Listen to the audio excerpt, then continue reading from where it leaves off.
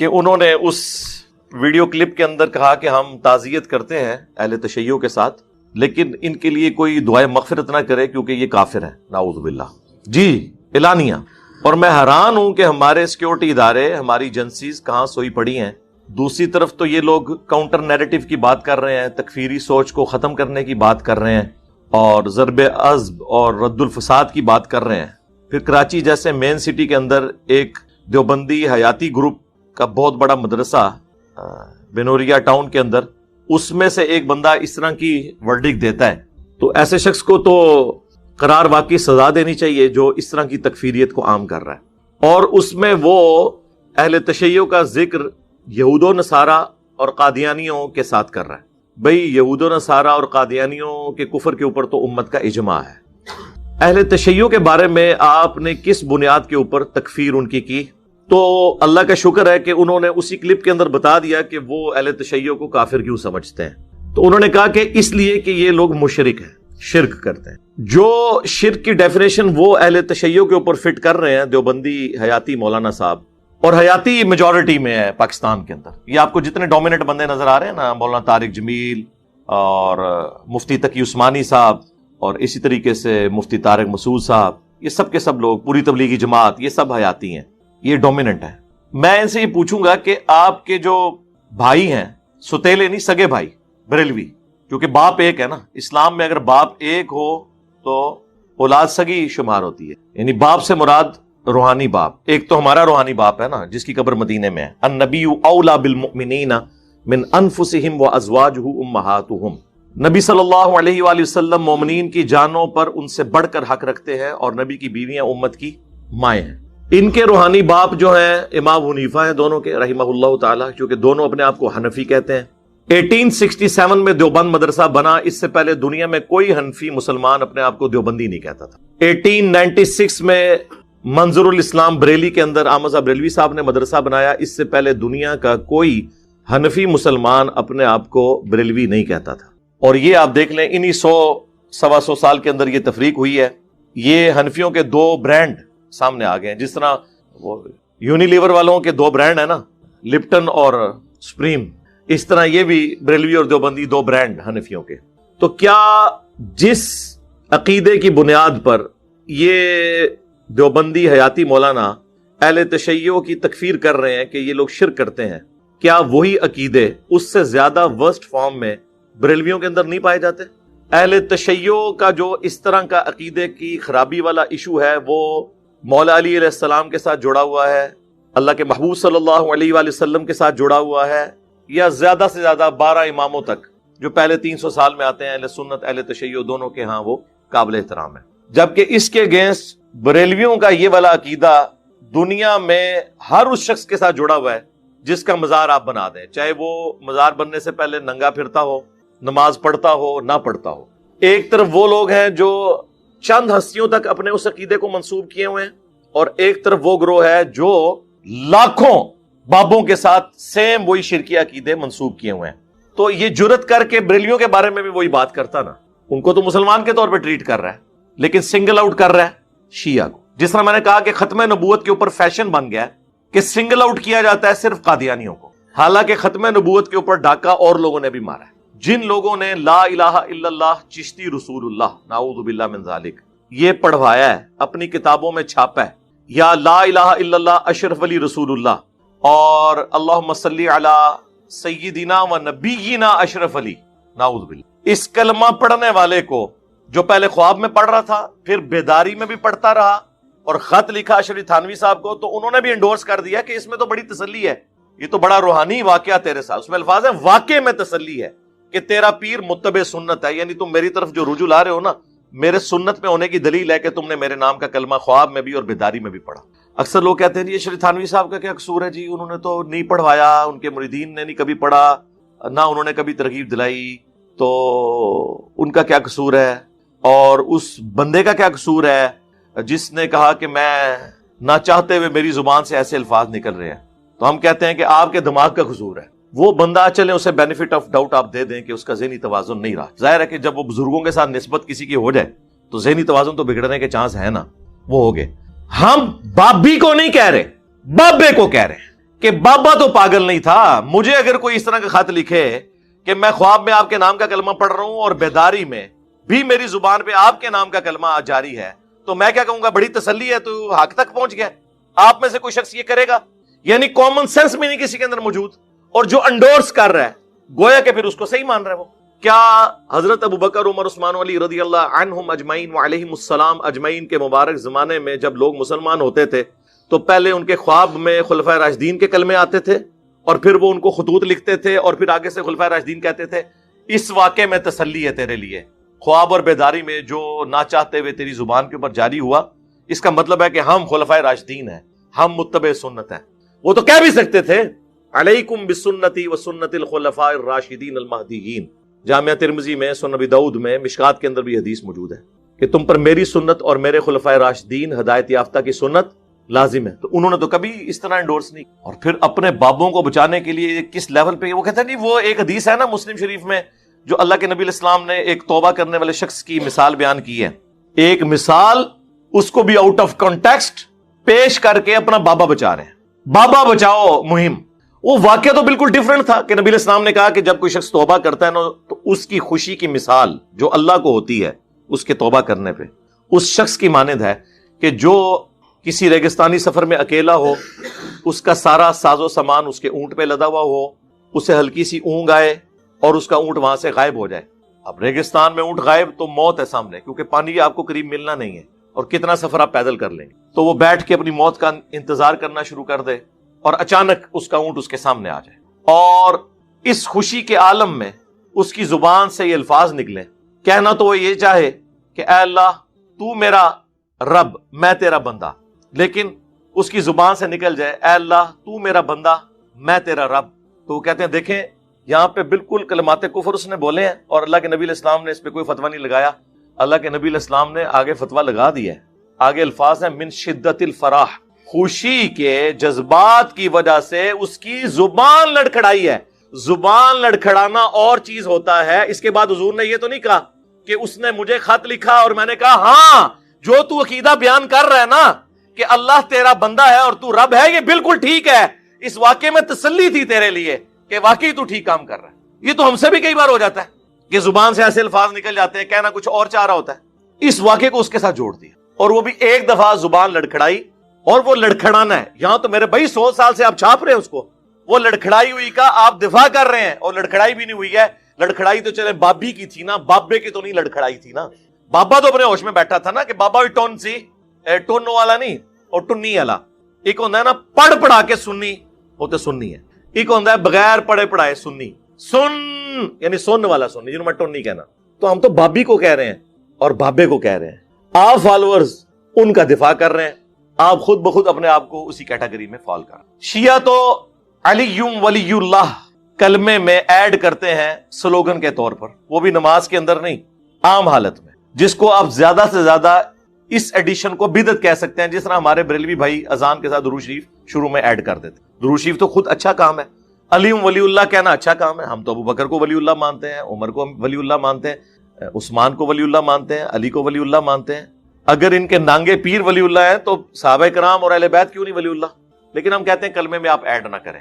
اور اس ایڈیشن کو کفر نہیں کہا جاتا, کیونکہ یہ کفر اس وقت ہوگا جب وہ کہے علی نبی اللہ, وہ تو کوئی نہیں کہتا. لیکن سر آپ کے بابوں نے اشرف علی رسول اللہ کو انڈورس کیا ہے, آپ کے بابوں نے چشتی رسول اللہ پڑھوایا ہے.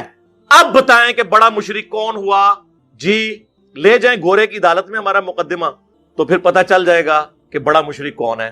آپ کا ضمیر بھی بتا دے گا, آپ کی عوام بھی آپ کو بتائے گی. تو آپ کو جو اتنی توحید کی ہمدردی ہے تو پھر 2 نمبر نہ بنے, اپنی منجی تھلے بھی ڈنڈا پھیرو نا.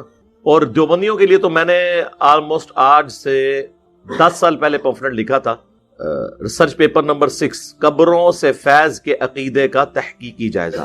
یہ بھی اسی طریقے سے قبروں سے مانگتے ہیں جس طریقے سے اہل تشیع اور بریلویوں کے عقیدے ہیں, لیکن یہ چھپے ہوئے ہیں, ہم نے انہیں ایکسپوز کیا ہے. اور انہوں نے تو ریٹن میں اپنے عقائد کے اوپر کتاب لکھ دی ہے المحند علی المفند, حسام الحنمین کے جواب میں. اس میں انہوں نے لکھا ہے کہ ہم بزرگوں کی قبروں اور ان کے سینوں سے فیض لینے کے قائل ہیں, مگر اس طریقے سے جو خواص کو معلوم ہے, نہ کہ اس طریقے سے جو عوام میں رائج ہے. کیسی ڈپلومیٹک سٹیٹمنٹ ہے.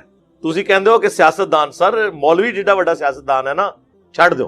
इस स्टेटमेंट का मतलब पता क्या है कि अगर कोई मुवाहिद जाके पूछ ले कि जनाब आप कब्रों से और सीनों से फैज लेते हैं, आप में और आपके वो जो दूसरे ब्रांड वाले भाई हैं बरेलवी, उनमें क्या फर्क है, तो वो कहेंगे देखें हमने लिखा है कि जो अवाम में राइज है हम उस तरीके से जायज नहीं समझते। और अगर कोई कह दे कि जी आपने लिखा है कि हम इसको जायज नहीं समझते जो अवाम के तरीके से, वो कहेंगे पीछे से पढ़े, पीछे हमने लिखा है कि हम जायज समझते हैं बुजुर्गों की कब्रों और सीनों से फैज को, हम औलिया अल्लाह के मानने वाले हैं, हम बाबों के मानने वाले हैं। यानी दोनों पार्टियों को खुश कर लिया। मुनाफिकत इसी को ही तो कहते हैं। तो मैंने उसके ऊपर इनकी किताबों से वाकयात लिखे थे कि इनके बाबे, उनके मानने वाले उन्हीं बाबों की कब्रों से, और ये बाबे खुद भी मांगा करते थे। आज 10 साल हो गए जिस पम्फलेट को लिखे हुए। इलियास घुम्मन साहब हाफिज़हुल्लाह ताला जेलम आए, उनके हाथ में पम्फलेट दिया कि जवाब दें, उन्होंने साइड पे कर दिया। उन्हें पता था मैंने अगर इसका जवाब दिया ना तो ये लिप्टन और सुप्रीम यूनिलीवर के 2 ब्रांड जो हैं, यानी हनफी बरेलवी और हनफी देवबंदी, ये तो फिर ब्रांड खत्म हो जाएंगे, फिर तो दोनों एक ही हो जाएंगे। चले अब कोई दे दे जवाब उसका। ये ना जवाब दिया करेंगे सामने बिठाओ, भाई सामने बिठा के क्या कर रहा है, मेरी शक्ल रख लो सामने। मेरी शक्ल देखने से अगर आपके दिमाग पे कोई इल्म की आमद होती है तो मैं कोई HD तस्वीर आपको भिजवा देता हूं, सामने रख ले, भाई अपनी आवाम को जवाब दें। उसमें हमने फिर वाकयात बताया कि ये भी उसी तरीके से मांगते हैं। तो अब मैं इस देवबंदी हयाती मौलाना बेनोरिया टाउन वाले से कहूंगा कि तुम जिन अकीदों पे शिया को कह रहे हो कि ये काफिर हैं शिर्क की वजह से, ये अकीदे तो तुम्हारे बुजुर्गों के भी हैं, बोलो उनके ऊपर भी, फिर पता चलेगा तुम्हें तौहीद से कितनी हमदर्दी है। और हमने बड़ा जोर लगाया कि इस पे बोले कि कब्रों से और सीनों से फैज कैसे लिया जाता है, बड़ा जोर लगाया। ये नहीं बोलते थे, मैंने फिर तंग आके इनके वाकयात इन्हें बताए उस रिसर्च पेपर के अंदर कि वो सीनों और कब्रों से कैसे फैज लेते हैं। भाई सीने से फैज लेना अगर यानी दुनियावी तौर पे हम जो इनकी लैंग्वेज में माना जाता है, क्या ये पॉसिबल है कि कोई शख्स किसी को गले लगाए, सीने से सीना मिलाए और फैज ट्रांसफर हो जाए? ये पॉसिबल है, वरना असहाबे सूफा जो है वो मदीना शरीफ में मस्जिद नबी में तो ना बैठे होते, नबी इस्लाम जब भी डालते जाते सबको पूरा पूरा इल्म ट्रांसफर करते जाते। और अगर सीने से फैज लेने का मुराद को ये समझ रहा है कि उनकी सोबत में बैठ के उनके इल्म से इस्तिफादा करना, तो इसको सीने से फैज नहीं कहा जाता, इसको कहा जाता है उनके इल्म से सोहबत से फैज। क्योंकि वो सूफिया के ऊपर डिस्कशन कर रहे हैं। उस वक्त के सूफी जो अरब के उलमा है हुसामुल अरमैन के मुकाबले पर, वो बताना चाह रहे थे कि हम भी सूफी हैं, वहाबी नहीं है। अल मुहन्नद का पूरा मुकदमा यह है कि वहाबी गुमराह है और हम वहाबी नहीं है, असल सुन्नी हम है, बरेलवी नहीं है। इसीलिए उन्होंने मोहम्मद बिन अब्दुल वहाब साहब और उनकी पूरी जमात को खवारिज की जमात उसमें डिक्लेयर किया। अहमद बरेलवी उनकी पूरी जमात को शैतानी लश्कर डिक्लेयर किया उसमें, तो तकफीर कर दी ना। कहा जैसा कि शयातीन हमलावर होते थे अंबिया पर, हम उलमाए देवबंद रदी अल्लाह अन्हुम पर ये लोग हमलावर हो। 14वीं सदी के मौलवियों को रदी अल्लाह अन्हुम दिखा, तो हम इनसे कहते थे बताओ ये। अब इनके पास जवाब तो नहीं था कि सीने से फैज कैसे है। फिर हमने क्या कहा, सब्र करो, रुको जरा, हम ही बता देते हैं। तो फिर हमने बताया कि आपके अशरफ अली थानवी, जिन्होंने इस कलमे अशरफ अली रसूलुल्लाह को एंडोर्स किया था, जिन्हें आप हकीमुल उम्मत कहते हैं और बरेलवी मरीजुल उम्मत कहते हैं, उन्होंने हिकायात औलिया एक किताब लिखी है जिसे अरवाह सलासा, 3 रूहों का बयान, ना ही देख लो, मर गए ने, 3 रूहों का बयान, अरवाह सलासा। उस किताब में उन्होंने लिखा कि बानी मदरसा देवबंद मौलाना कासिम नानोतवी मरने के 6 साल के बाद कब्र से निकले, ख्वाब में नहीं बेदारी में, फिजिकली, और देवबंद के 2 मौलवियों की सुलह करवाई और फिर कब्र में वापस चले गए। और जिस मौलवी को मिलने के लिए आए थे, सख्त सर्दियों में भी उसका जो लिहाफ था वो पसीने से शराबूर था, इतना पसीना निकल आया। हो सकता है कुछ और भी निकला हो, ज़ाहिर मुर्दा कब्र से निकल के आ जाए तो फिर। और फिर लोगों ने कहा हजरत आपकी क्या हालत? उन्होंने कहा अभी अभी मौलाना नानोतवी आए थे। ये कब्र से निकल के मुर्दे का बाहर आना और इनकी सुलह करा के वापस चले जाना, ये क्या है? बाकी मैंने कई एक वाकयात उस रिसर्च पेपर में लिखे हैं, मेरा टाइम कीमती है, वो आप पढ़ लीजिएगा, हम डिस्प्ले करा देंगे वो वाकयात, एक एक वाकया उसका जवाब दें कि हाँ ये क्या आपके अकीदे हैं। और उसी किताब के अंदर उन्होंने सीने से फैज लेने का तरीका भी बताया। बताएं क्या ना बताएं? वही वो जो कासिम नोतवी साहब को लिटा लिया था रशीद अहमद गंगोई साहब ने पब्लिकली हुजूम की मौजूदगी में, और कासिम नानोतवी साहब चीखे मारते रहे कि मियां लोग क्या कहेंगे। वो कहते हैं आशिक सादिक की तरह साथ लिटाया, उनके सीने पे यूं हाथ फेरना शुरू किया, जायज तरीके से फायज करवट करके उनकी तरफ लेट गए, ठीक है, और वो चीख रहा आगे से, उसे पता चल गया कि क्या करने लगा है। आप लोग कहते हैं ये मुफ्ती अब्दुल अजीज जो देवबंदियों का, इसकी वीडियो लीक हुई है جناب ان کے بڑے تو پبلکلی یہ کچھ کرتے رہے. وہ کہتے ہیں نہیں جی بس اتنا ہی کیا, آگے تو نہیں کیا. بھائی پبلکلی اتنا ہی ہو سکتا تھا نا, تو یہ کیا چاہتے ہو کیا کرن اگے. وہ ویڈیو لیکس تھیں, یہ ان کی کتابوں کی لیکس ہیں, اور یہ اولیاء کی کرامات اشرف تھانوی صاحب لکھ رہے ہیں ارواح ثلاثہ میں, یہ اپنے بزرگوں کی کرامت کہ ہمارے بزرگ کس طرح ایک دوسرے کو لٹا کے ہاتھ پھیرتے تھے, وہ چیختے رہتے تھے کہ میاں لوگ کیا کہیں گے. تو وہ کہتے ہیں بھئی کہنے دو جو لوگوں کو کہتے رہے, ہم نے تو سینے میں فیض ٹرانسفر کرنا ہے. آپ کو کہہ سکتا ہے کہ جناب یہ تو انہوں نے کوئی اظہار محبت کیا ہے. جناب اس طرح کا اظہار محبت آپ کسی اسٹوڈنٹ کے ساتھ, ایک ٹیچر دوسرے کے ساتھ کرے اور ویڈیو چڑھائے, میں دیکھتا ہوں اس مدرسے میں کون اپنے بچے داخل کرواتا ہے. اور یہ نہ سمجھیے گا یہ آج کا معاملہ ہے, 8 سے 700 سال پہلے آلموسٹ امام ابن کثیر گزرے ہیں, 774 ہجری میں فوت ہوئے ہیں, جنہوں نے تفسیر ابن کثیر لکھی اور تاریخ ابن کثیر البدایہ والنہایہ بھی لکھی. اس تاریخ میں انہوں نے لکھا ہے اپنے زمانے کے بارے میں, اس زمانے کے بزرگان دین کے بارے میں مینشن کیا انہوں نے کہ میجورٹی علماء کی, فقہاء کی, حکومتی عہدے داران کی, ججز کی, کہتے ہیں نا ہر عالم فقیہ نہیں ہوتا, فقیہ تو کوئی ہوتا ہے. انہوں نے لکھا ہے جناب فقیہ کیا کر دینے, انہوں نے کہا ان کی اکثریت اس برے فعل کے اندر مبتلا ہے. وہ جو مفتی عبدالعزیز صاحب کی ویڈیو لیک ہوئی تھی, وہ جو ڈگری کے ساتھ عصری علوم بھی سکھاتے ہیں, جو عصری علوم سکھاتے ہوئے پکڑے گئے تھے, اس عمل کے بارے میں انہوں نے لکھا کہ یہ سب کے سب لوگ اس میں انوالو ہیں الا ماشاء اللہ, اللہ کسی کو بچا لے. اور انہوں نے کہا اپنے بچوں کو ان کی پہنچ سے دور رکھیں, جیسے دعائی کے بعد لکھا ہوتا ہے نا بچوں کی پہنچ سے دور رکھیں. یہ 700 سال پہلے ہے. یہاں آپ نے دیکھ لیا انہوں نے پبلکلی کیا ہے. یہ میں نے جو بیان کیا ہے میرے بھائی, اس کی تعویل ناممکن ہے اگر اس کو پازیٹیولی یہ لے کے جائے, کیونکہ تذکرۃ الرشید کتاب کے اندر رشید احمد گنگوئی صاحب کے بارے میں نقل کیا گیا کہ انہوں نے خواب میں دیکھا کہ وہی مولانا جن کو انہوں نے پبلکلی سینے پہ ہاتھ پھیرا تھا ساتھ لٹا کے, وہ دلہن کی شکل میں آئے ہیں خواب میں. اچھا یہ خواب ہے, خواب ہے, پوری دیہڑی جو کچھ سوچو گے وہی کچھ ہی ہوئے گا نا خواب ہی. ہاں بخاری مسلم کی حدیث ہے, یا خواب اللہ کی طرف سے ہے, یا شیطان کی طرف سے ہے, اور یا پھر نفسانی خواہشات ان کی طرف سے. یہ 3 ہی کیٹیگریز. تو اللہ کا خواب تو یہ نہیں ہے. شیطان کا بھی کہیں گے تو کہیں گے ہمارے بزرگوں کو شیطان کہہ دیا, چلے ہم نہیں کہتے. تیسری کیٹیگری تو مانے, وہ تو ہم نے دیکھ لیا کہ ان کی نفسانی خواہشات کیا تھی. خواب میں انہوں نے دیکھا کہ قاسم نانوتوی صاحب دلہن کی شکل میں آئے ہیں, یعنی وہ دلہن کی شکل میں ان کے پاس آئے ہیں, اور پھر کہتے ہیں کہ جس طرح ایک مرد کو عورت کو مرد سے نفع پہنچتا ہے وہ بھی پہنچا.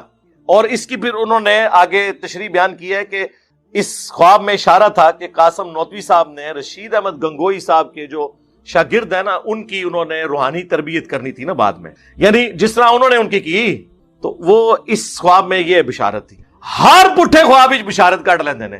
اس کا مطلب ہے آپ جو کچھ مرضی دیکھ لیں, انہوں نے اس میں سے کچھ نہ کچھ پوائنٹ نکال لینا ہے. ہم کہتے ہیں ٹھیک ہے, بس آپ اپنی عوام کو یہ بتائیں کہ آپ کے بزرگوں کی یہ کرامات ہیں, ورنہ ہم تو بتا ہی رہے ہیں. آپ کا بتانا 2-4 ہزار لوگوں تک پہنچے گا, ہمارا بتانا ملینز آف پیپلز تک پہنچتا ہے. تو اللہ کا شکر ہے یہ ہم خدمت کر رہے ہیں. آپ کے بزرگوں کی کتابوں میں لکھے ہوئے واقعات ہم عوام کو بتا رہے ہیں. یہ ہم نے خود تو نہیں لکھے, آپ کے بزرگوں کی کرامات لوگوں کو بتا رہے ہیں. تو قبروں سے فیض بھی بتا دیا, سینے سے فیض بھی بتا دیا, کلمے کے ساتھ ان لوگوں نے کیا کیا وہ بھی ہم نے بتا دیا. باقی وہ قبروں سے فیض کے عقیدے کا تحقیقی جائزہ, اس میں نے 7-8 واقعات لکھے ہیں ان کی کتابوں سے کہ جو یہ قبروں سے جا کے مانگتے تھے. کوئی مرید جا کے قبر سے جا کے روٹی مانگ رہا ہے, کوئی قبر والے سے استمداد کر رہا ہے, تو قبر والا خواب میں دیکھا کہ نکلا ہے, اور یہ فضائل صدقات میں لکھا ہوا ہے. اور وہ تبلیغی جماعت کی اس نے ضیافت کی ہے, ایک اونٹ ذبح کیا اور واپس قبر میں چلا گیا, اور جب اٹھے تو اونٹ واقعی نہر ہوا پڑا ہوا تھا, یعنی وہ خواب کا واقعہ نہیں تھا, بیداری میں بھی نکلا تھا. یہ سارے واقعات لکھے. اسی طریقے سے یہ واقعہ بھی لکھا ہوا ہے کہ جناب وہ قبر کی مٹی جو ہے نا ان کے ایک بزرگوں کی لوگ شفا کے لیے لے جایا کرتے تھے, اور پتہ نہیں کیا کچھ واقعات لکھے. یہ میں نے ساری باتیں اس لیے کی ہیں چونکہ ان کا یہ دعویٰ ہے کہ جی جو کلمہ گو مشرک ہے وہ کافر ہے, تو پھر ہم کہیں گے کہ میرے بھائی بچنا آپ میں سے کسی نے نہیں. ہاں یہ ذہن میں رکھیے گا. اب آپ ہمارے حوصلے کو داد دیں کہ ہمیں آپ کے بزرگوں کی اتنی کارستانیاں کرامات, وہ برا مان جاتے ہیں, کہتے ہیں ذرا لائٹ ورڈ, کہتے ہیں آپ اس طرح نہ کبھی کہا کریں کہ بابت شاہی کوئی نہیں, برا مان جاتے ہیں. اب ہم نے اس کے لیے نیا طریقہ اڈاپٹ کیا, بابت شاہی کوئی نہیں, یعنی مر گئے. تو یہ ساری کی ساری کارستانیاں دیکھنے کے بعد اب خود فیصلہ کریں کہ آپ نے کیا کرنا ہے. ہمارے نزدیک تمام کلمہ گو چاہے ان میں کیسی ہی عقیدے کی خرابی پائی جاتی ہو, جب تک وہ اپنے آپ کو مسلمان کہہ رہے ہیں ہم انہیں مسلمان سمجھتے ہیں. عقیدے کی خرابی بتاتے ہیں کہ یہ کلمہ گو مشرک ہے, کلمہ گو مشرک سے بھی بڑی چیز کلمہ گو کافر ہیں، لیکن ان کا بھی صحابہ کرام نے احترام کیا ہے۔ صحیح بخاری میں آتا ہے عبداللہ بن عمر جو کہ چند فقیہ صحابہ میں سے، بخاری مسلم میں الفاظ ہیں عبداللہ ابن عمر رجل صالح، نیک مرد عبداللہ ابن عمر۔ اور یہ تین عبداللہ نام کے بندے صحابہ میں موسٹ سمجھ لیں انٹلیکچوئل اور فقیہ اصحاب تھے۔ نمبر 1 عبداللہ ابن مسعود، نمبر 2 عبداللہ ابن عمر، اور نمبر 3 عبداللہ ابن عباس رضی اللہ عنہم اجمعین وعلیہم السلام اجمعین۔ ان میں سے ایک عبداللہ بن عمر، بخاری میں امام بخاری خوارج والے چیپٹر میں لے کے آئے ہیں اس حدیث کی ہیڈنگ کے اوپر کہ عبداللہ بن عمر مخلوق میں سب سے بدترین خوارج کو شمار کرتے تھے، کیونکہ وہ کافروں والی آیات مسلمانوں کے اوپر لگایا کرتے تھے۔ اور مسلمان کون؟ صحابہ کرام۔ عبداللہ بن عمر خوارج کو بدترین مخلوق کیوں شمار کرتے تھے؟ کہ وہ صحابہ کرام کو کافر کہا کرتے تھے۔ تو خوارج ہو گئے کلمہ گو کافر، اور کافر بھی ایسے جو صحابہ کرام کو کافر کہہ رہے ہیں، لیکن وہ والے کافر نہیں جو یہود و نصارہ والا کافر ہے۔ کیوں؟ سنن الکبریٰ البیہقی میں موجود ہے کہ عبداللہ بن عمر خوارج کے پیچھے نماز بھی پڑھتے تھے، ان کے سلام کا جواب بھی دیتے تھے، اور خوشبیہ کے پیچھے بھی۔ خوشبیہ کہتے ہیں مختار سقفی کے ماننے والوں کو۔ لہٰذا یہ جو انہوں نے ڈھکوسلا مچایا نا کہ مختار سقفی نے جو ہے وہ دعوی نبوت کیا تھا، وہ تو فارغ ہو گیا۔ اگر اس نے دعوی نبوت کیا ہوتا تو عبداللہ بن عمر اس کے پیچھے نماز پڑھتے، چونکہ قاتلین حسین کو کیفر کردار تک پہنچایا تھا نا مختار سقفی نے، تو انہوں نے پھر اس سے بدلہ اتارا، اس طرح کا جھوٹا بلیم لگا کے اس کے اوپر۔ تو اس میں الفاظ ہیں سنن کبریٰ البیہقی میں، حالانکہ خوارج مسلمانوں کو قتل کر رہے تھے، عبداللہ بن عمر فرماتے تھے جب تک ان کی مساجد سے حی علی الصلاۃ حی علی الفلاح کی آوازیں آئیں گی، ہم ان کے سلام کا جواب بھی دیں گے، اور ظاہر ہے کہ حی علی الفلاح کا جواب بھی دیں گے، اس سے مراد نماز پڑھنا ہے، صرف اذان کا جواب یہ تو نہیں ہے، پریکٹیکلی جواب ہے۔ لیکن اگر یہ ہمیں کہیں گے کہ ہم اپنے مسلمان بھائیوں کو قتل کریں تو پھر ہم ان سے الگ رہیں۔ تو وہی عبداللہ بن عمر جن کے بارے میں بخاری میں آیا وہ کہتے ہیں کہ خوارج بدترین مخلوق ہیں، انہی کے بارے میں سنن کبریٰ البیہقی میں آیا وہ ان کے پیچھے نمازیں پڑھتے ہیں۔ تو نماز کس کے پیچھے وہ پڑھ رہے ہیں؟ کلمہ گو کافروں کے پیچھے، جو صحابہ کرام کو اس زمانے میں کافر کہتے تھے، اور عام صحابی نہیں، مولا علی علیہ السلام کو۔ آج اگر کوئی صحابہ کرام کے بارے میں بکواس کرتا ہے تو آپ اس کی علمی اصلاح کریں بجائے اسے کافر کہنے کے۔ یہی سبق ملا نا اس سے، اور کیا ملا؟ مولا علی سے پوچھ لیں، المصنف ابن ابی شیبہ میں مولا علی سے پوچھا گیا یہ خوارج کیا یہ کافر ہیں؟ انہوں نے فرمایا یہ کافر نہیں ہے، یہ کفر ہی سے تو بھاگے ہیں، انہیں یہ گمان ہوا کہ میں کافر ہو گیا ہوں تو مجھ سے دور بھاگے ہیں، تو یہ کافر کیسے ہو سکتا؟ اڈا جگرا ہے کسی دا، اے مولا علی دا جگرا ہے کہ مولا علی کو جو کافر کہہ رہے ہیں، مولا علی کہہ رہے ہیں کہ یہ مجھے جو کافر سمجھ رہے ہیں نا، تو یہ دلیل ہے اس بات کی یہ کفر سے نفرت کرتے ہیں کہ مجھے بھی نہیں انہوں نے چھوڑا۔ انہوں نے تو بخاری مسلم کی حدیث فٹ نہیں کی کہ جس نے مسلمان کو کہا کافر تو کفر اس کی طرف لوٹ جائے گا۔ انہیں پتا تھا یہ تعویل کی غلطی کی وجہ سے کہا۔ آج بھی اگر کسی صحابی کو کوئی کافر تعویل کی غلطی کی وجہ سے کہتا ہے تو کفر اس کی طرف نہیں لوٹے گا، اور اگر جان بوجھ کے کہتا ہے سمجھتے ہوئے کہ وہ مسلمان تھا، وہ تو صحابہ کو تو چھوڑ دیں، آج بھی کسی ایک عام مسلمان کو بھی کوئی کافر کہہ دے تو وہ کافر ہو جائے گا۔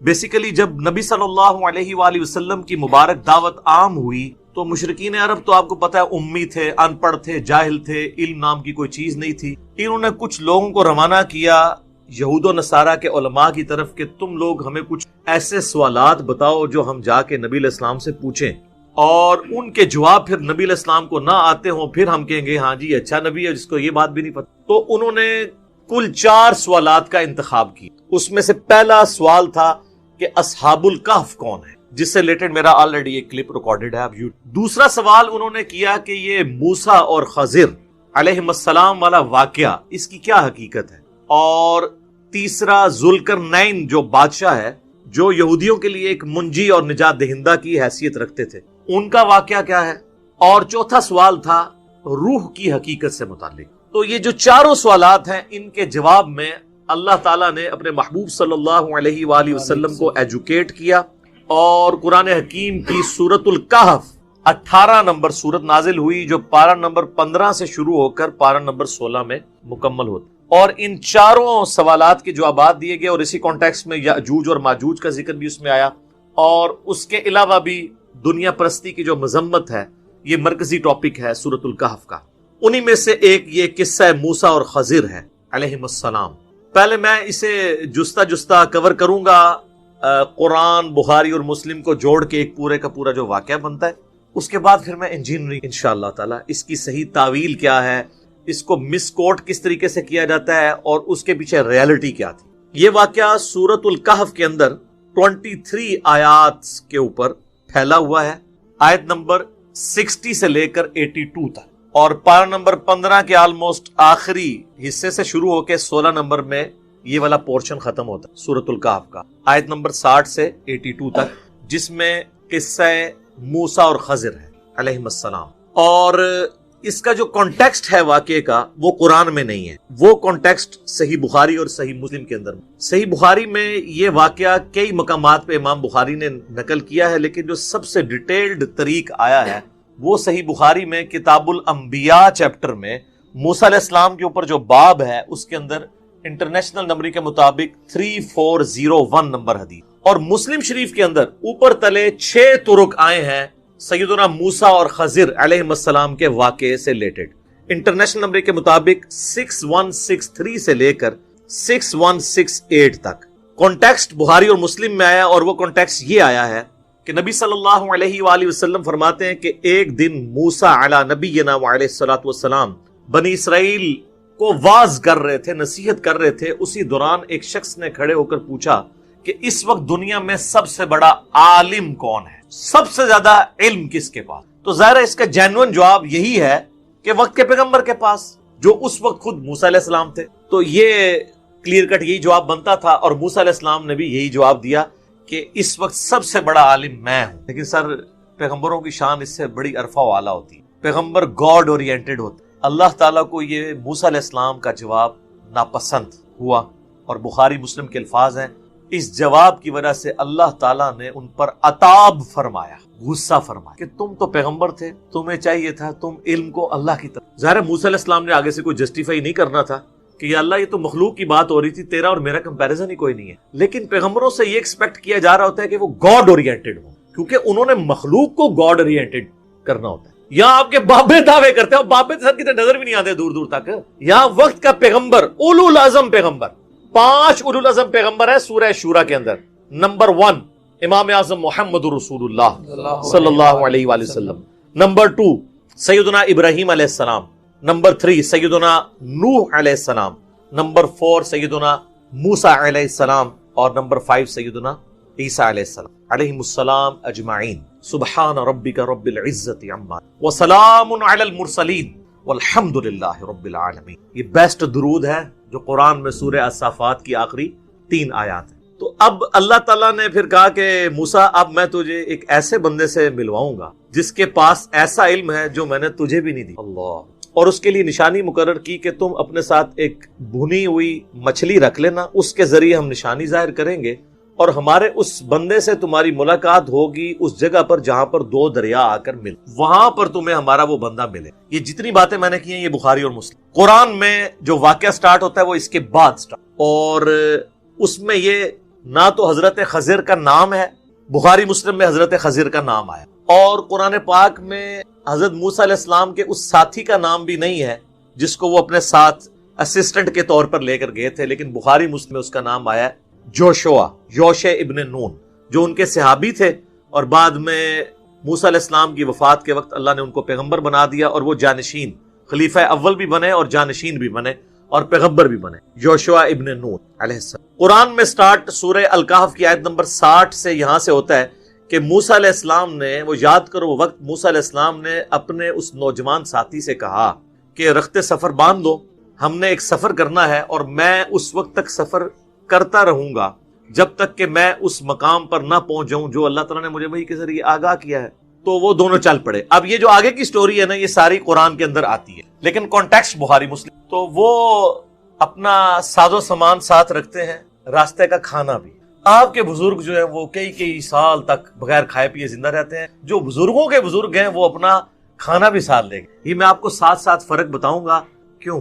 تاکہ مرنے سے پہلے اے مسلمان کر لے اس پہ غور، کتابوں کا خدا اور ہے، بابوں کا خدا اور. یہ تو چھوٹی چیز ہے. بخاری اور مسلم میں حدیث ہے کہ نبی علیہ السلام کی مبارک زندگی کا جب 40واں سال شروع ہوا تو حضرت ختیجہ بھی نبی علیہ السلام کو کھانا باندھ کے دیا کرتی تھی غار حرا میں جانے کے لیے. نبی علیہ السلام بھی اپنا کھانا ساتھ لے کے جاتے. آپ کو کہانیاں کروائی گئی ہیں، تو جس کو کوئی زیادہ زوم ہے نا تو اس کا مکہ پانی بند کرتے ہیں. تو اب کیمرے کے سامنے اس کو لے آتے ہیں نا, وہ اس طرح کی روحانیت دکھائے نا ہمیں, سب جھوٹ. سر قرآن میں تو حضرت عیسیٰ علیہ السلام اور ان کی ماں کے بارے میں سورۃ المائدہ کی آیت نمبر 75 میں کیا آیا کہ عیسیٰ اور ان کی ماں روٹی کے محتاج تھے, وہ دونوں کھانا کھایا کرتے تھے. ایسوں کو اپنے نفع و نقصان کا مالک سمجھ رہے ہو جو خود روٹی کے محتاج ہیں. بڑی ڈاڈی آیت ہے.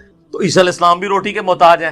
تو آپ کے سارے بزرگ بابے جو اکثر ہے ہی جعلی ہیں, وہ اصلی بھی ہوں تو موسیٰ علیہ السلام کی جوتیوں کی خاک کے برابر بھی نہیں ہے, عیسیٰ علیہ السلام کی جوتیوں کی خاک کے برابر بھی. تو وہ رخت سفر لے کے چلتے ہیں بھنی ہوئی مچھلی, اور ایک جگہ وہ راستے میں آرام کرنے کے لیے چٹان کے پاس کھڑے ہوتے ہیں. قرآن میں تو بس اتنا ذکر ہے, بخاری مسلم میں آتا ہے کہ وہاں پہ حضرت موسیٰ علیہ السلام کو اونگ آ جاتی ہے, اور اسی دوران وہ جو مچھلی بھنی ہوئی مچھلی ہے, قرآن میں یہ ذکر بھی ہے کہ وہ بھنی ہوئی مچھلی جو ہے وہ زندہ ہو کے پانی کے اندر چلی جاتی. یہ اب وہ نشانی تھی مردے کا زندہ ہو. یہ منظر یوشع ابن نون دیکھ رہے ہوتے ہیں, لیکن وہ موسیٰ علیہ السلام کو بتاتے نہیں, کیونکہ وہ ان کے آرام میں خلل سمجھتے ہیں. جب موسیٰ علیہ السلام اٹھتے ہیں تو یوشع ابن نون بھول جاتے ہیں یہ. اور سورۃ الکہف میں یہ آتا ہے کہ وہ جب بعد میں ان کو جا کے یاد آتا ہے کہ شیطان نے بھلا. آگے جب چلتے ہیں نا تو حضرت موسیٰ علیہ السلام کہتے ہیں مجھے تھکاوٹ ہو رہی ہے, تو وہ جو کھانا ہے وہ تو کھلاؤ نا مجھے. تو وہ کہتے ہیں حضرت وہ کھانا تو جب ہم وہاں رکے تھے نا چٹان کے پاس, تو وہ مچھلی جو ہے نا میں نے دیکھا وہ زندہ ہوئی اور پانی میں چھلانگ لگی. اور نہ کیا تیرا بھلا ہو جائے اللہ دے بندے, وہی تو وہ جگہ تھی جہاں میں وہ بندہ ملنا تھا. تو قرآن کے الفاظ ہیں وہ الٹے قدم واپس پلٹتے ہیں. اب موسیٰ علیہ السلام کو بھوک بھی بھول جاتی ہے کیونکہ اصل تو چیز وہ ہے.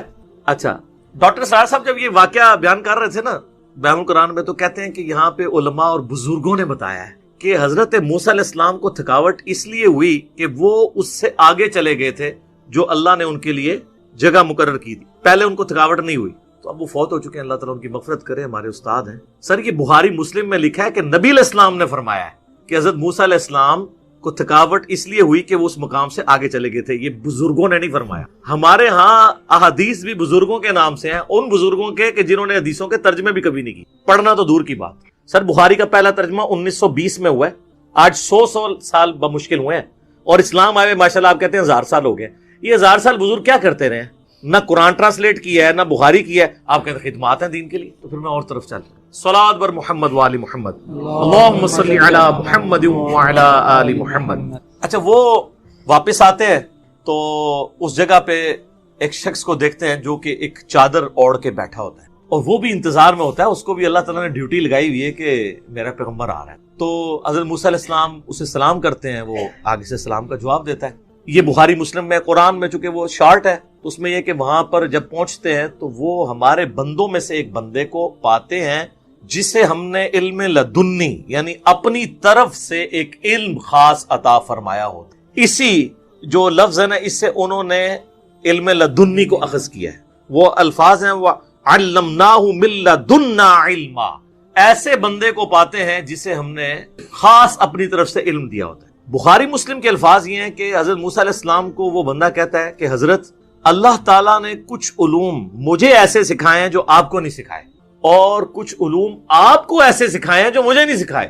یہ ڈنڈی مار جاتے ہیں بابے, یہ نکال دیتے ہیں اس میں سے, یہ ڈسکس ہی نہیں کرتے, کیونکہ یہ بتانا چاہتے ہیں کہ جو نانگے پیر ہوتے ہیں نا, حالانکہ خضر علیہ السلام کہیں نہیں آیا کہ وہ ننگے تھے, الٹا یہ آتا ہے انہوں نے چادر اوڑی ہوئی تھی. یہ تو نکروں والے ہوتے ہیں نا بزرگ, مجذوب جو ہوتے ہیں, تو چادر اوڑی ہوئی تھی باقاعدہ انہوں نے. اور ساتھ وہ کہہ رہے ہیں حضرت خضر علیہ السلام حضرت موسیٰ علیہ السلام سے کہ اللہ نے آپ کو ایسے علوم سکھائے ہیں جو مجھے نہیں سکھائے, اور مجھے ایسے سکھائے ہیں جو آپ کو نہیں سکھائے. یعنی at the end of the day نہ مجھے آپ پہ کوئی برتری ہے نہ آپ کو مجھے. اور یہاں پہ وہ ڈاکٹر طارق قادری صاحب انڈیا گئے نا, تو کہتے ہیں نبی کو دیکھو ولی سے سیکھ رہا ہے, نعوذ, اور خضر کو ولی بنا کے پیش کر, نعوذ باللہ. وہ تو میں انشاءاللہ اس میں اینڈ پہ کلاس لوں گا نا کہ وہ ولی کہاں سے ہے, جس کا یہ عقیدہ ہے نا کہ کوئی غیر نبی کسی نبی کا استاد ہے, اس سے بڑا کوئی گستاخ رسول نہیں. ہمارے نبی علیہ السلام کا استاد ہے نا جبرائیل, تو وہ پیغمبر ہے فرشتوں کا, غیر پیغمبر وہ بھی نہیں ہے, یہ یاد رکھیے. حضرت میکائیل علیہ السلام بھی پیغمبر ہیں, اسرافیل بھی پیغمبر ہیں, اور ملک الموت اسرائیل نام بھی ثابت ہے تفسیر تبری کے اندر ہمارے سلف سے. قرآن میں ملک الموت آیا, وہ بھی پیغمبر ہیں. پیغمبر کا استاد ہو سکتا ہے, غیر پیغمبر کا استاد نہیں ہوتا. اور ان کی پوری ڈاکٹرن اس پہ کھڑی ہے کہ جو بابے ہیں نا وہ نعوذ باللہ پیغمبروں کو سکھائیں گے. اور اسی وجہ سے وہ مثنوی مولانا روم کے اندر بھی وہ گوشت کاٹنے والا واقعہ, میرا خیال ہے آپ تو کوئی بھول کے بھی نہیں بیان کرے گا جو کچھ ہم نے مثنوی مولانا روم کے ساتھ کر دیا ہے.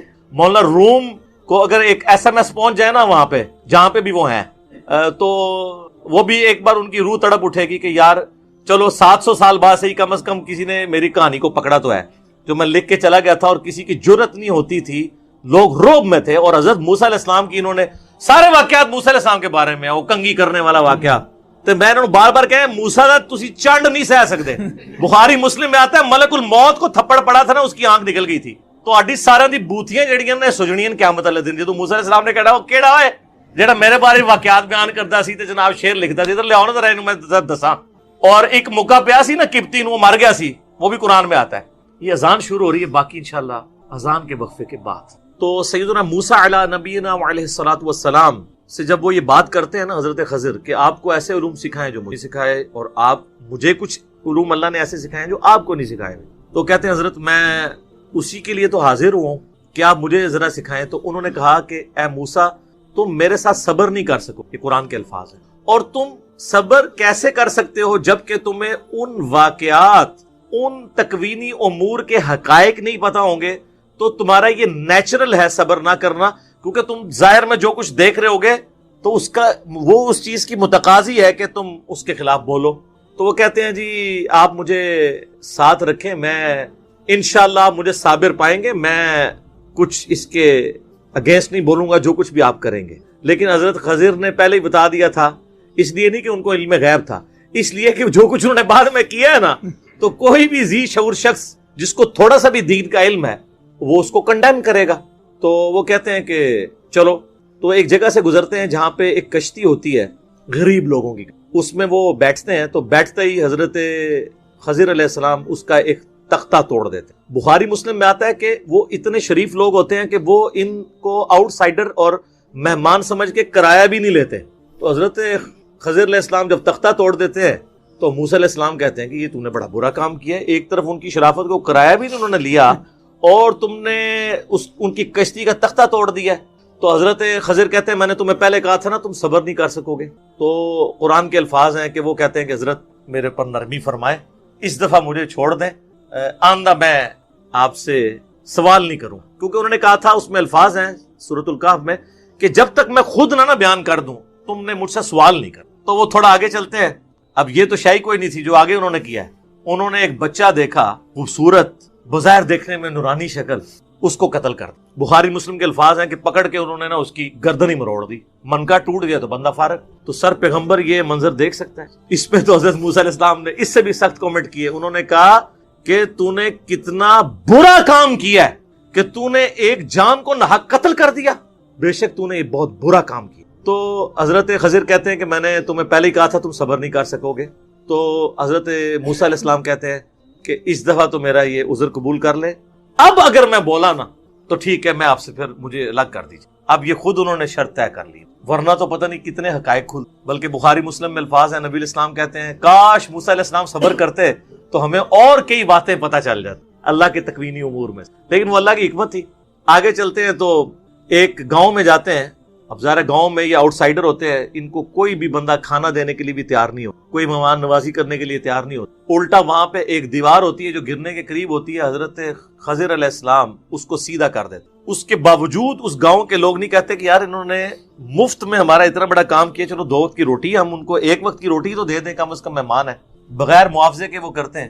تو حضرت موسیٰ علیہ السلام کہتے ہیں یار تم اس کے عوض ہی کم از کم ان سے کھانا ہی مانگ لیتے, یہ تو ایسے لوگ ہیں اور تم ان کے ساتھ یہ کر رہے ہو. چلو کھانا ہی مانگ لو یار اس کے عوض مزدوری کے طور پہ, بھوک لگی ہوئی تھی نا سر. یہ جو 10 سال تک بغیر کھائے پیے زندہ بزرگ رہتے ہیں نا, انبیاء کرام تو اوریجنل والے بزرگ ہوتے ہیں نا, آپ کے بزرگ تھیوریٹیکل ہیں جو ایگزسٹ ہی نہیں کہیں کرتے. تو پھر حضرت خضر کہتے ہیں کہ بس اب میری اور آپ کی جدائی, آپ نے خود مانا تھا کہ اب میں بولا تو علیحدگی. اب میں تمہیں تعویل بتاتا ہوں ان تینوں واقعات کی. تو کہتے ہیں جو پہلا واقعہ ہوا تھا نا وہ 2 مسکین لوگوں کی, وہ 2 یا 2 سے زیادہ مساکین کی وہ کشتی تھی, اور وہاں ایک جابر بادشاہ تھا جو زبردستی کشتی ہتھیا لیتا تھا. تو میں نے ارادہ کیا کہ اس کی کشتی کا تختہ توڑ دوں تاکہ اس کے اندر ایک ایسا عیب پیدا ہو جائے کہ بادشاہ جب وہ دیکھے نا یہ ٹوٹی ہوئی کشتی ہے تو وہ ان سے کشتی نہ چھینے. تختہ تو پھر بھی لگ جائے گا, اگر پوری کشتی چلے گی تو غریب لوگ اپنا کس طرح گزر بسر کریں گے. تو اس کا مطلب ہے صحیح کام کیا انہوں نے, لیکن یہ چیز چھپی ہوئی تھی. اور ان کا وہ جو بچہ تھا نا اس کے ماں باپ بڑے نیک تھے, اور ہمیں اس چیز کا خدشہ ہے کہ یہ بچہ طغیانی کی زندگی گزارے گا اور بڑا ہو کر اپنے ماں باپ کو بھی گمراہ کر دے. بخاری مسلم کے الفاظ ہیں کہ اس نے اپنے ماں باپ کو بھی کافر کر دینا تھا. اس کی محبت کے اندر ماں باپ نے ڈی ٹریک ہو جانا تھا اور اللہ تعالیٰ اس کے بدلے اس کو نئی اولاد دے دے گا. بخاری مسلم کے الفاظ ہیں کہ نئی نیک اولاد دے دے گا جو ان کے لیے آنکھوں کی ٹھنڈک بنے گی, دوسری بھی جسٹی درست ہوگی. تیسرا انہوں نے کہا کہ وہ جو دیوار تھی نا وہ 2 یتیم لوگوں کی دیوار تھی اور گاؤں کے لوگ جو اتنے بے حس لوگ ہیں کہ وہ مہمانوں کو کھانا نہیں کھلا رہے, اس دیوار کے نیچے ان کے آباء و اجداد کا خزانہ دفن تھا. ان کا باپ ایک نیک آدمی تھا. یہاں پہ الفاظ ہیں تمہارے رب نے یہ ارادہ کیا کہ اسے سیدھا کر دیا جائے تاکہ جب وہ بڑے ہوں تو اپنے باپ کا خزانہ اس میں سے حاصل کر لیں, کیونکہ وہ بچے چھوٹے چھوٹے ہیں. ابھی دیوار گر جاتی, خزانہ باہر آ جاتا تو جو گاؤں والے مہمانوں کو وہ ایک روٹی دینے کے لیے تیار نہیں ہے, اتنے کنجوس ہیں, تو انہوں نے ان کی دولت ہتھیار لینی تھی. جب بڑے ہوں گے تو اللہ اپنی رحمت سے ان کے لیے ایسا معاملہ ظاہر کرے گا کہ وہ دولت ان تک پہنچ جائے گی. تو تمہارے رب نے یہ ارادہ کیا تو اس لیے میں نے وہ دیوار سیدھی کر دی. اور اسی پہ سورۃ الکہف کی آیت نمبر 82 کے اوپر یہ آیت کنکلوڈ ہوتی ہے, آخری آیت اس واقعے سے. اور وہ الفاظ ہیں سورۃ الکہف کی آیت نمبر 82 کے کہ حضرت خضر علیہ السلام کہتے ہیں کہ یہ جو کچھ بھی ہوا یہ تمہارے رب کے ارادے سے ہوا اور تمہارے رب نے یہ ارادہ کیا کہ ایسا کیا جائے. اور اس کے بعد کنکلوژن کن الفاظ پہ ہے, وہ کنکلوڈنگ ہے, وہ آپ کو بات سمجھ آ جائے گی کہ یہ پورے کی پوری واقعے کی تعویل کیا بنتی ہے. اعوذ باللہ من الشیطان الرجیم. وما فعلته عن امری, میں نے اپنی مرضی سے یہ کام نہیں کیا. اگر کوئی شخص یہ کہے کہ میں نے اپنی مرضی سے نہیں کیا اور کیا اس نے ہو, تو مراد ہے اسے گائیڈ لائنز کس سے مل رہی ہیں؟ اللہ سے. اور اس سے پہلے اسی آیت میں آیا ہے فَأَرَادَ رَبُّكَ أَن يَبْلُغَا أَشُدَّهُمَا, تیرے رب نے یہ ارادہ کیا کہ جب یہ بچے جوان ہو جائیں اس وقت دولت ظاہر ہونی ہے. وَمَا فَعَلْتُهُ, آگے بیچ میں الفاظ پھر اینڈ پہ وَمَا فَعَلْتُهُ عَنْ أَمْرِي ذَلِكَ تَأْوِيلُ مَا لَمْ تَسْتَطِعْ عَلَيْهِ صَبْرًا, یہ ہے ان باتوں کی تعویلات جس پہ تم صبر نہیں کر. یہ سر یہ پورا واقعہ ہے, اس سے کوئی خلاف شرع کام ثابت نہیں ہوتے. یہ کہ جب آپ نے گیر ہی الٹا لگا دیا تو آپ کو بات سمجھ نہیں آئے گی. سب سے پہلے یہ سمجھیں کہ حضرت خضر علیہ السلام ہے کون. حضرت خضر علیہ السلام کم از کم پیغمبر تو ہیں, کیونکہ وہ کہہ رہے ہیں تیرے رب نے ارادہ کیا اور میں نے اپنی مرضی سے نہیں کیا, رب کے کہنے پہ کیا ہے. اگر کوئی شخص یہ کہے کہ میں نے یہ رب کے کہنے پہ کیا تو یا تو وہ پیغمبر ہوتا ہے اور یا غلام احمد قادیانی دجال ہوتا ہے, یعنی وہ جھوٹ بول رہا ہوگا یا سچ. تو ظاہر ہے یہ پیغمبر تھے اور پیغمبر بھی تھے. اب اس میں اختلاف ہے کہ وہ انسانوں کے پیغمبر ہیں یا فرشتوں کے. مولانا مودودی رحمہ اللہ تعالیٰ کا کہنا ہے کہ یہ فرشتوں کے پیغمبر ہیں, کیونکہ ہمارے اس دنیا میں فرشتوں کو اللہ تعالیٰ نے کئی کام سونپے ہوئے ہیں جو وہ کرتے ہیں. یہ روح کون قبض کرتا ہے؟ ایک فرشتہ آ کے گردن ہی مروڑ دیتا ہے, لیکن آپ کو نظر نہیں آتا جب روح نکالتا ہے. تو حضرت اسرائیل یا ملک الموت کا کام کوئی اور فرشتہ کر رہا ہو ان کے بہاف کے اوپر, تو ہمیں نظر نہیں آ رہا ہوگا, تو ہمیں قتل نہیں نظر آ رہا ہوگا. یا چونکہ انہوں نے اسرائیل کو روح نکالتے ہوئے یا اس کے نمائندے خضر کو نکالتے ہوئے دیکھ لیا, اس لیے ان کو عجیب لگا کیونکہ وہ انسانی شکل میں تھے. تو حضرت موسیٰ علیہ السلام کی وہ جسٹیفیکیشن درست تھی. بیسیکلی اس واقعے سے اللہ نے مسئلہ تقدیر سمجھا کہ انسان کی زندگی میں بظاہر کچھ اللہ کی طرف سے ایسی تکلیفیں آتی ہیں جن کے اندر اللہ تعالیٰ کی طرف سے خیر چھپا ہوا ہوتا ہے. بظاہر وہ شر ہوتا ہے لیکن اس کے اندر خیر ہوتا ہے. وہ کشتی کا ایک تختہ ٹوٹ جانا شر تھا, لیکن اس میں خیر یہ تھا کہ پوری کشتی نہیں چلی گئی. پوری کشتی چلی جاتی تو وہ زیرو پہ آ جاتے نا, ان کا سورس آف انکم ختم ہو جاتا. ایک کشتی تو ریپیئر کر لینی تھی. کسی بندے سے اس کی اولاد چھین لی جائے اور اگر اللہ اس کو یہ بتا دے کہ اس بچے کی وجہ سے یہ تو خود کافر ہونا تھا بڑے ہو کے, تو نے بھی کافر مرنا تھا, تو میرے خیال ہے ہم سب اپنے بچے مروانے کے لیے تیار ہیں, کیونکہ آخرت کی ہمیشہ کی کامیابیاں اگر اس بچے کی وجہ سے برباد ہونی ہے تو چاٹنا ہے ایسی اولاد کو. تو جس کی اولاد بچپن میں مر جائے تو وہ یہ سوچ لے کہ اللہ نے اس کے ساتھ کوئی خیر والا معاملہ کیا. یہ مسئلہ تقدیر سمجھایا. اور تیسرا جو واقعہ تھا وہ دیوار والا, اس کے اندر اللہ تعالیٰ نے یہ بات سمجھائی کہ اگر کوئی شخص بچپن میں یتیم ہو گیا اور مفلسی کی زندگی گزار رہا ہے, اللہ تبارک و تعالیٰ اس کے لیے اسپیشل پروٹیکشن کرے گا, اس کو کمپنسیٹ ضرور کرے. تو یہ تھا مسئلہ تقدیر. انہوں نے اس سے یہ نکالا کہ باب خلاف شرع کام بھی کرے نا تو جسٹیفائی ہو جاتا. وہ کلندر ہوتے ہیں جی, مجذوب ہوتے ہیں جی, وہ خلاف شرع کام کریں تو ان پہ کوئی گرفت نہیں. اسی لیے پاکستان میں کئی لوگوں نے اپنے پیروں کے کہنے پہ اپنے بچے مار دیے ہیں اور وہ واقعہ حضرت خضر والا کوٹ کرتے ہیں. بے خضر علیہ السلام والا جو واقعہ ہے وہ تو قرآن میں آیا کہ وہ اللہ نے ان کو کہا تھا. یہ کس پیر کی ڈیوٹی اللہ نے لگائی ہے کہ ملک موت کا اسسٹنٹ بن کے لوگوں کی جان نکالے؟ اس میں تو قتل کا مقدمہ چڑھے گا. اور کہتے ہیں مجذوب ہے, قلم اٹھے ہے جی نہ تو کیوں جی مجذوب ہے, مجذوب سے کیوں اٹھا ہوا ہے؟ وہ کہتے ہیں ان کی عقل سلامت نہیں. اچھا آپ بے عقل اور پاگل لوگوں کے پیچھے چل رہے ہیں. صحیح بخاری میں تعلیقاً موجود ہے مولا علی کا قول, اور پوری سند مولا علی سے ہی سنن ابن ماجہ کے اندر ہے کہ نبی علیہ السلام نے فرمایا کہ 3 لوگوں سے اللہ نے شریعت کا قلم اٹھا لیا ہے. ایک پاگل شخص, مجنون, آپ کا مجذوب اور قلندر. دوسرا سویا ہوا شخص, اسے اپنی ہوش نہیں. اور تیسرا بچہ, کیونکہ بچہ جو اس پہ شریعت لاگو نہیں. یہاں پہ جو بچہ قتل ہوا اس نے بڑے ہو کر کیا بننا تھا, یعنی اللہ کے علم میں ہے نا. تو اللہ تعالیٰ مستقبل کو دیکھتا ہے نا, تو انسان کی دعائیں بعض اوقات کام آتی ہیں. جو شر ہونا ہوتا ہے وہ خیر میں بدل جاتا ہے. سر جامعہ ترمذی میں حدیث ہے, مسند احمد میں ڈیٹیل کے ساتھ ہے کہ دعا کبھی رائگاں نہیں جاتی. جب تم دعا کرتے ہو نا اللہ سے, تو جو مانگا یا تو وہی مل جائے گا, یا اللہ تعالیٰ اس کے بدلے کوئی اور نعم البدل دے دے گا, کوئی مصیبت ٹال دے گا یا اس سے بہتر چیز. اور اگر یہ بھی نہ ہوا تو قیامت کے دن کے لیے سٹور ہو جائے گی دعا, اس کے اگینسٹ اللہ تعالیٰ اجر عطا فرما دے گا. دعا تو جاتی ہی نہیں کہیں پہ, ضائع ہی نہیں ہوتی. تو کہتے ہیں مجذوب. یہ مجذوب نہیں تھا سر, یہ تو اللہ کی ڈیوٹی پوری کر رہا تھا. آپ کے بابے جو ہیں وہ یہ دعویٰ کر سکتے ہیں ہم پہ وہی آتی ہے.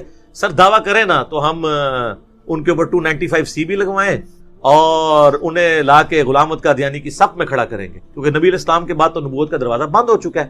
اور سورہ آل عمران میں واضح 179 نمبر آیت ہے کہ اللہ کی یہ شان ہی نہیں کہ غیر پیغمبر کے ساتھ کوئی کلام کرے, کوئی غیب کی خبر دے سوائے اپنے رسولوں کے, اور تمہارا کام ہے اللہ اور اس کے پیغمبروں پہ ایمان لاؤ. That's all. سیدنا ابوبکر سے لے کر قیامت تک آخری جو آنے والا انسان ہے سب غیر پیغمبر, سوائے ایک عیسیٰ علیہ السلام, وہ بھی امتی کی حیثیت سے آئیں گے, پیغمبر بھی ہوں گے, ان کی ایکسیپشن کے ساتھ. سب نے فالو کرنا ہے. ایون حضرت عیسیٰ علیہ السلام بھی جو آئیں گے انہوں نے بھی فالو کرنا ہے. مسلم شریف میں حدیث ہے وہ کتاب اللہ اور تمہارے نبی کی سنت کے مطابق تمہیں چلائیں گے. تو اس سے کوئی مرزوبیت ثابت نہیں ہوتی. وہ کہتے ہیں ہم باب خلاف شرع کام کریں, یہ بیچ میں کہانیاں نکالنے کی کوشش, وہی بابے نہیں سارے سے ثابت ہوتی. بالکل آپ کو غلط کہانیاں کرائی گئی ہیں. یہ مسئلہ تقدیر سمجھنا تھا.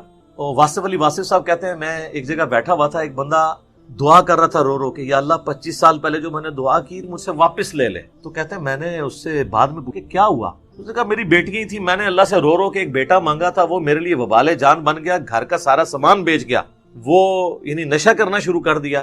تو اللہ کی حکمت تھی کہ میری بیٹیاں تھیں, بیٹیاں تو ساری صحیح نکلی ہیں, تو اے اللہ وہ بیٹا مجھے واپس لے. یہ ہے وہ چیز. اور ڈاکٹر ذاکر نائک جو اکثر ایک مثال سے سمجھاتے ہیں کہ اگر کسی شخص کا امریکہ میں بزنس ہو اور وہاں اس کی کوئی بڑی میٹنگ ہونے والی ہو, اور اس نے شام کی فلائٹ پکڑنی ہو نیو یارک کے لیے, اور جب وہ ایئرپورٹ پہ پہنچے تو ٹریفک سگنل یا رش کی وجہ سے لیٹ پہنچے اور اسے پتا چلے کہ وہ فلائٹ تو اڑ گئی ہے, تو وہ وہاں پر کفے افسوس ملتے ہوئے کہے گا کہ میری زندگی کی سب سے بری خبر یہ ہے, مجھے ملینز آف ڈالر کا جو فائدہ ہونا تھا وہ نقصان ہو گیا, کہ میں پہنچ نہیں سکوں گا, وہ ٹھیکہ کسی اور کو مل جائے گا. اور اسی افسردگی کے عالم میں وہ اپنی گاڑی میں واپس گھر آ رہا ہو اور راستے میں اسے ٹیکسٹ میسج آئے یا کوئی خبر اس تک پہنچے کہ ابھی ابھی جو نیو یارک کے لیے فلائٹ اڑی تھی وہ کریش کر گئی ہے, تو کیا کہے گا الحمدللہ. اور وہ 5 منٹ پہلے جو اس کی زندگی کی سب سے بری خبر تھی وہ اس کی زندگی کی سب سے اچھی خبر ثابت ہو جائے گی کہ یار شکر ہے مجھے یہ سننے کو ملا کہ وہ اڑ گئی ہے, میں بیچ میں بیٹھا نہیں ہوا تھا. یہاں پہ بھی یہی ہے کہ شکر ہے اللہ نے وہ بیٹا لے لیا, اس نے تو مجھے بھی کافر مار دینا تھا. شکر ہے وہ کشتی کا تختہ ہی ٹوٹا, پوری کشتی نہیں ٹوٹ گئی. اس میں یہ بھی چیز ہے کہ اگر کسی شخص کو کوئی مرض لاحق ہو جائے تو وہ کسی کی ٹانگ ٹوٹ گئی یا آنکھ ضائع ہوگی, وہ شکر ادا کرے کہ آنکھ ضائع ہوئی ہے, ایمان تو ضائع نہیں ہوا, ایک آنکھ تو سلامت ہے.